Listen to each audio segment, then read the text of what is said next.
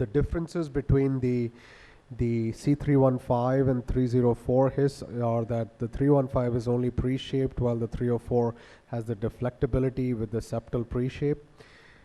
They're both equal in length, 43 centimeters. This is 7 French outer diameter while this is 8.4 French, because the ability to add deflection to it requires cables, and that makes the sheath much larger in size. We also talked about how Boston Scientific now has their new set of sheets for dedicated right-sided designs, multi-purpose extended hook for their own lead deliveries, and you might have access to this. But again, like I said, be careful with using extendable, retractable leads until we have more information, or at least don't use it on patients that are going to be dependent. Again, similarly, the Biotronic system, the Solia lead with the Selectra 3D family of catheters with different lengths and different the small, medium, and large sizes. That's going to be available. It's already available in Europe, should be available in the US by the end of February, beginning of March. So again, you always want to hook it up to the recording, to the PSA. Currently, because we predominantly do cases with Medtronic, as the Medtronic PSA. On the Medtronic PSA, we hook it up in a unipolar fashion to the atrial channel. Why? Because the atrial channel allows a gain setting of 0.05 millivolts per millimeter, while the ventricular channel will allow only 1 millivolt per millimeter. You set it up for a sweep speed of 50. Why? Because if you leave it at 25, which is what most of your reps will do, you might miss a His signal because it might be too close to the A or to the V, and you may not appreciate it.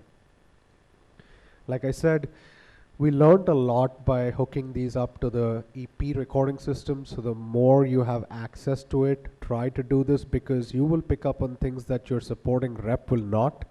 And then you will realize that you were doing things based on what they told you and not what you tell them. And for something like this, you're more knowledgeable than they are, and you can only educate them. So the recording system, we usually set it up as 2 channels of filtered and unfiltered electrograms. That's the settings. So filtering from 30 to 500, and unfiltered basically means you open up the high pass and low pass band filters. That allows you to appreciate injury current. So here's an example of a patient where you have an A, His, and a V recording, and you see very nicely before the lead is even screwed in, you appreciate a large amount of injury corresponding with the His electrogram, suggesting you're making good contact up against the septum, and that this might be a site where you might only have Hisian capture, because there's not a lot of injury on the ventricular signal, not a lot of injury on the atrial signal. So predominant injury is Hisian. And then again, the most important tool is the 12 lead ECG. Having all 12 leads is key, particularly for the first few follow-ups, and then anytime you're trying to troubleshoot any issues, 12 leads are important. How to perform Hispano pacing, I think I'm only going to show one slide on this because we want to talk about the more fun stuff. So this is a summary of how we perform Hispano pacing. That's again in that Nature Reviews paper. That's a good go-to in case you have questions or you want to learn more. So obtain venous access. We recommend obtaining a separate access. Don't double wire. If you double wire, you're likely to increase lead-lead interactions as you're adjusting the slack on another lead, and that might pull your His lead back, and then you can't re-advance the slack back in with the His because it's lumenless. So separate access. A 7 French peel away is what we recommend for the 315. Advance that into the right atrium or the right ventricle. I want to pause here and talk about this a little bit. There are 2 different approaches to doing this. One is you can advance the wire and the sheath into the right atrium, and then you advance forward towards the tricuspid annulus. The second is you advance it all the way into the RV, and then you pull it back towards the tricuspid annulus. Both of those have their own pros and cons. If you start on the right atrial side, you're more likely to find the proximal His first, which might be a great site because once the His is more proximal, you don't have a lot of ventricular tissue. When you pace there, you get selective capture, and you're very tempted to take that, while that might not necessarily be the best site for that patient. So proximal sites, you're more likely to see atrial oversensing. Proximal sites might also be proximal to leveler block, and you may not see that during the case. So you really have to pay attention to if you're going to take this approach. The other issue with this might also be if you're actually going to advance from the A to the V, you might actually pin or go through a cord of the tricuspid valve and get that stuck in your lead. My preferred approach is to advance the sheath all the way into the ventricle, advance the lead into it just to the tip of the sheath, and then start pulling back until you get to the tricuspid annulus. You're more likely to find the distal hiss almost right away. You're also less likely to get the tricuspid valve stuck in the apparatus. The only downside could be you could actually, ding the right bundle. So you just have to be mindful of that. There's pros and cons to either one of those approaches. So you advance the lead to the tip of the sheath, not beyond the tip, just to the tip, and start recording unipolar electrograms, map for the His bundle. If you can find the His bundle, you pace at that site, you like the response you see, you go ahead and fix the lead. If you cannot find the His bundle, start pace mapping. The idea behind pace mapping is as you get closer to the conduction system, your QRS will start getting narrower. And that will just give you a cue as to where you should focus more time and effort and what do you need to do to get there.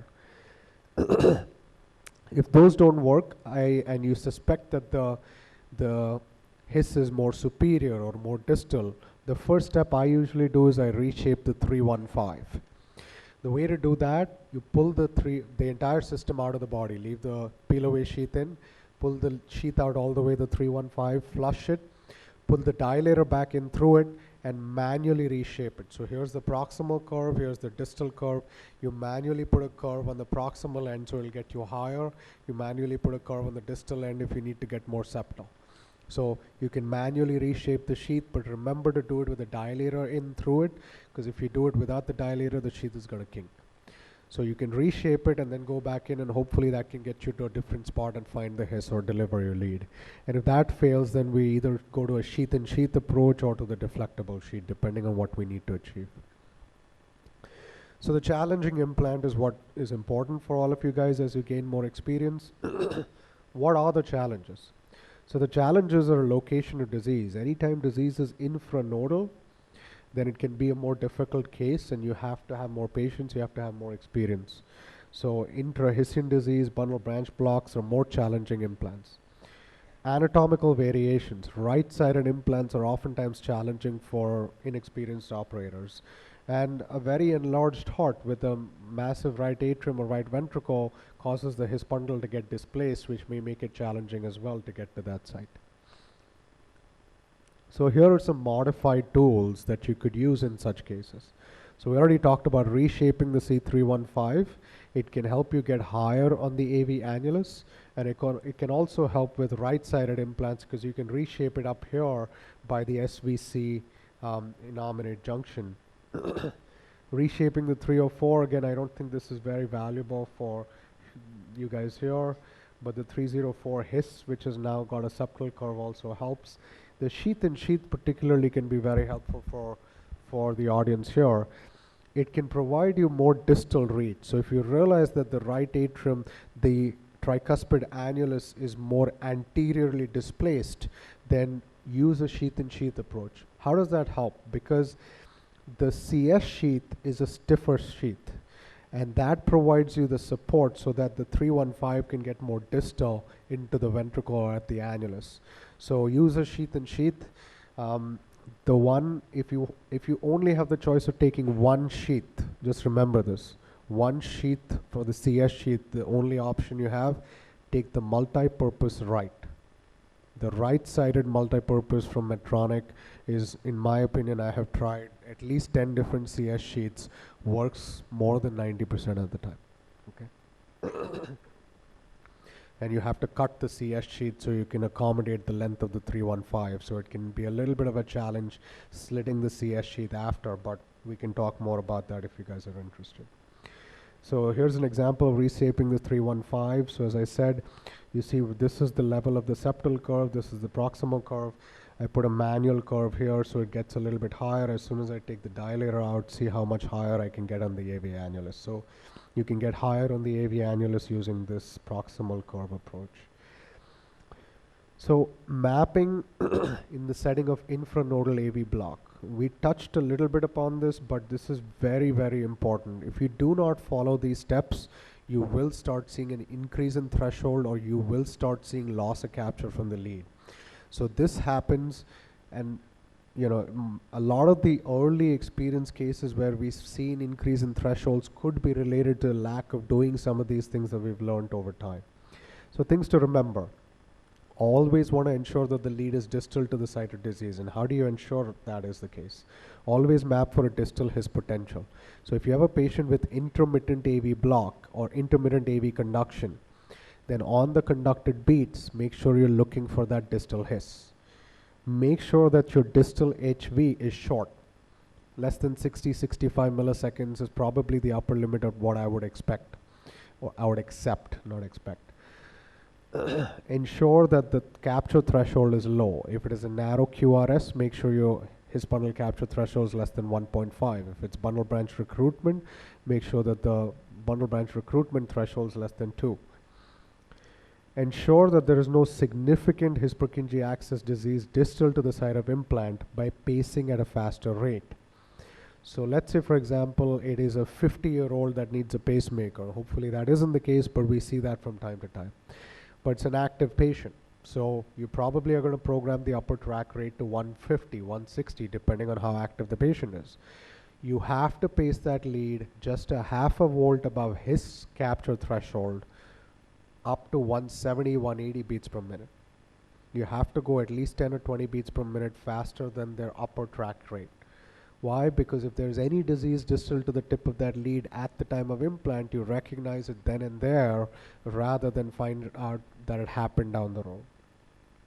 And finally, majority of these cases, your lead ends up more distal to disease. This disease is infranodal, and in those cases, you will have non-selective capture, and that RV capture will act as your backup anyway. So these are all good things to have in cases where disease is more distal or infranodal. Now here's a good example. So this was a lady, 55 years old. She developed exertional AV Wenckebach and right bundle branch block. It was very interesting. 2 months ago, she had a PR interval that was 160 milliseconds. Then suddenly she starts complaining of dyspnea on exertion. She's very active. She had mantle radiation to the chest 20 years ago, and now her PR has suddenly jumped out to 360 milliseconds, and that has correlated with her symptoms. So we put her on the treadmill. She has a PR interval of 550 milliseconds and Wenckebachs, and she's clearly symptomatic at those times. So we bring her in for an implant. So this is the first part. You find an AHV. This is a published case. The AH is 300 milliseconds. The HV is 150 milliseconds. Right? So just because you find a His doesn't mean it's a good spot. The HV is important. So the HV here is 150 milliseconds, and your right bundle branch block is 155 milliseconds. We did pace here. I'll show you what it looked like in a moment. This is the fluoroscopic location with the sheath and the lead in place. So now, as you can imagine, you want to get more distal because you want to find a distal His. So distal means you're not going to go here, you're going to go here. The conduction system runs like this in an RAO projection. So, but I'm not able to get any higher. So this is where I reshape the 315 like I showed you, so it can get higher and more distal. And as we get distal, this is what we find. A distal HV of 45 milliseconds, and an AH here is 400 milliseconds. So this was H1, H2 delay of about 100 milliseconds. And this is the fluoroscopic location of the second site. And look at how close they are to each other. Okay, so it's very subtle movements of the tip of the sheath or moving the lead around a little bit to get to that superior location. Now, this was the first spot with an HV that was really long. When you pace it high outputs at 3 volts, up to about 2.5, 2.4 volts, you had a narrow QRS, complete narrowing of the right bundle branch block with narrowing of the QRS. So just to prove the point, this case was, I think, on a day where we were doing a proctorship. So just to make the point to the audience, I said, let's pace at faster rate. So 2.4, 2.5 was Hessian loss of capture. So I paced the patient at 3 volts at 100 beats per minute, 110 beats per minute, 120 beats per minute, 130 beats per minute. Okay? So what you're seeing here is 2:1 exit block from the lead in a patient that's 50 years old. If this would happen when she exerts herself, she'd be back with the same symptoms she originally presented with. So remember to always pace at faster rates. So when we went to the distal site, we paced up to 180 beats per minute and there was no loss of capture from the His at a half a volt above threshold. This was her final pace QRS with complete recruitment of the right bundle branch block physiology. So mapping for the site of disease and putting the lead distal to site of disease. What about patients with a large right atrium or a cardiomyopathy? So here's an example of what can happen. You can have enlargement of the right atrium without displacement of the His bundle, in which case the C315 will probably work just fine. But you might have enlargement where the right atrium and the tricuspid annulus is displaced more anteriorly and the 315 does not provide you with enough reach. So here's an example where we reshaped the 315. That didn't give us enough reach. You see how far my lead is extended out. I found a His here, but it just still would not really work with us in terms of being able to implant there. And then we reshaped the 304 here and that worked. In some cases you can do the sheath and that might be a better solution. This was just an example of how we had a good result. So finally, some advanced techniques. Left bundle branch pacing, you guys already heard about it. You'll hear more about it in the subsequent talks, so I'm not really going to dive too much into it. But you got to consider that in patients with very high grade AV block where there's alternating right and left bundle branch block, or His lead capture thresholds of more than 2 volts, His lead revisions, and inability to correct bundle branch block with His bundle pacing, just like we saw in the previous case. So currently those are the 3 indications for which we reserve left bundle branch pacing. You can also, we'll talk a little bit about His/left bundle branch pacing CRT techniques, and then finally fluoroless 3D guided mapping. So here's an example of this patient that came into the lab. Initially we said, I was told patient has complete heart block and right bundle branch escape rhythm. So I was like, fine, it's a right bundle branch block escape rhythm. As soon as he comes into the lab, he shows me alternating right and left bundle branch block. And clearly when you see that, you know that this disease is going to be more distal. So as we see here, when we start mapping, there's an A His with infra His block. We could not find any distal sites. We did find a distal site, but with complete narrowing of the QRS, but the threshold was 2.4. So the stim to QRS was short. We didn't see a His there because complete block, you're not going to find a distal His. But the threshold was high, and that's sufficient for me to say I'm not going to be comfortable accepting this. So we decided to move on to left bundle. So here's an example of the capture morphology. Look at this complete narrowing of the right bundle branch block, but the threshold high. So we decided to leave that lead in at the His, use that as a marker, and place a second lead distal into the left bundle branch. And you can see here, I don't know why some of my videos aren't playing there. So you can see her lining up of the septum right there, and the lead with its proximal pole just making it into the septum. So this was the paced morphology here with a threshold of 0.5 at 0.4. This was the echo image of the lead, demonstrating where the lead tip is.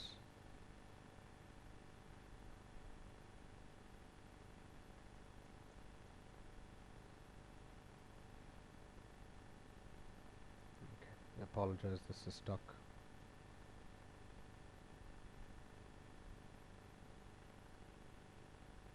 So anyways, that becomes your next strategy, as we said. So that's more advanced techniques. The next thing I wanted to talk about is like many people had this question earlier today about, how do you figure out whether we should do conduction system pacing, should we do BiV pacing, things like that. So, we have been doing this with what we call the biotronic vision wire. It's a wire that you can put out into the CS. in cases where we're unsure. So I'll show you an example of that in the next case, and that can really help you figure out what is the best strategy for a given patient.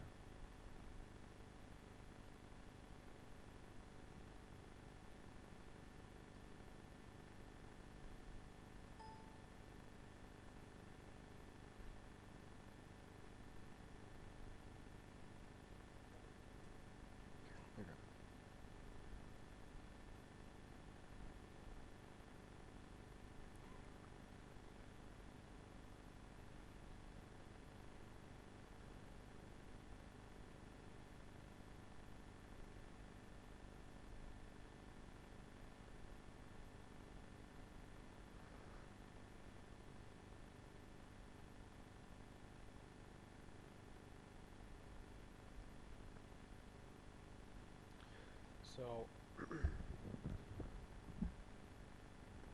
so here's an example of a patient, right? So if you see this patient, she has what seems like a QRS of 150 milliseconds. There's not a lot of R waves or Q waves, but there's a lot of fractionation, AVR, AVL. There's multiple, there's leads with a lot of fractionation, multiple components. That always concerns me, because when you see that, then you have to think about multiple levels of block or multiple areas of intramyocardial disease or delay. So in this particular case, she has a non-ischemic myopathy, EF of 15 to 20%, and what we think is a left bundloid QRS. So I'm like, I'm not sure what's going to work really well for her. So I'm going to go ahead and get access into the CS. So I already know I can put a lead there. So this is what we did. We got into the CS, nice juicy lateral branch. So we decided to put this wire that's coated, electrically active at the tip. So sub-select into that branch and put this wire into the lateral wall. The QLV here is 120 milliseconds. So we know it's a very delayed lateral wall activation. So now we say, let's start mapping the conduction system. So we get to this site. It's a proximal location. Why? Because the A is really big. This is a fluoroscopic projection in RAO with the lead there. We pace here. The QRS is not narrow. We go to a slightly different location. This is fluoroscopically slightly more anterior and superior to this part. And the A is a little more far field. The HV looks nice and short. And we pace here, and the QRS looks better. We're like, okay, you know what? This is not bad. And the QLV is 90 milliseconds. So this is where a lot of people will stop and say, hey, you know what? I got a good result. I should accept this. Or we might actually put a CS lead and do hot CRT. I would urge you to map for a few more minutes. So we want a little bit more distal. So fluoroscopically, we went from here to here to here. Okay, we found this spot. Base QRS of 86 milliseconds and a QLV of 70 milliseconds. Now what's interesting, here is the RV septal electrogram. Here is the LV lateral wall electrogram. Look at how simultaneous that activation is. Okay, this lady was a super responder and her EF is now 55%. We've done 9 cases like this now where we use this sort of a methodology to figure out what is the best strategy. Should it be HIS? Should it be left bundle? Or should it be a BIV? And finally, low fluoroscopy. I think we've shown this before here and at other conferences, but we published this paper in Circulation where you can actually use a mapping system to tag your HIS points and place a lead fluorolessly. Doesn't have to be done fluorolessly, but if you tag your HIS points, you can actually have a precise target to go place your lead, and you're not spending that much time and wasting time about it. Here's an example with EnSight where you can actually tag the points where a QRS narrows, make them green, and the points where the QRS doesn't narrow, make them yellow or any other color, and then you could place the lead at the spots where the QRS narrows. We just started a randomized control trial that's called the fluoroless HPP trial, looking at exactly this in patients with a left bundle branch block to see if we can get more precise localization and decrease procedure times. Here's an example of actually a left bundle branch pacing using an EnSight system. This was a case courtesy of Dr. Vijay that he published in JCE. So clearly you can decrease fluoroscopic exposure using 3D electroanatomical mapping. It takes a little bit of getting used to. The maps don't really take that long. It takes an additional few minutes to do a full map, but for cases like CRT or where you anticipate that anatomy can be challenging, going and tagging your His point on a map and being able to track your lead and take it right there, nothing better than that. So tips for a successful implant: you gotta know and understand the anatomy of the conduction system, understand the disease pathology and where is the level of block, so you're able to identify it, know the tools available for the implant and what options you have in different scenarios, and an individualized approach to implantation based on the anatomy of that patient and the level of conduction system disease. So again, like we showed earlier, you start with Hispano pacing. If the threshold's high, or if it's a His lead revision or failure to correct a bundle branch block, go to left bundle branch pacing. If that fails and the EF is normal, do RV pacing, and if EF is low, then do BIV pacing. We'll stop there. Thank you.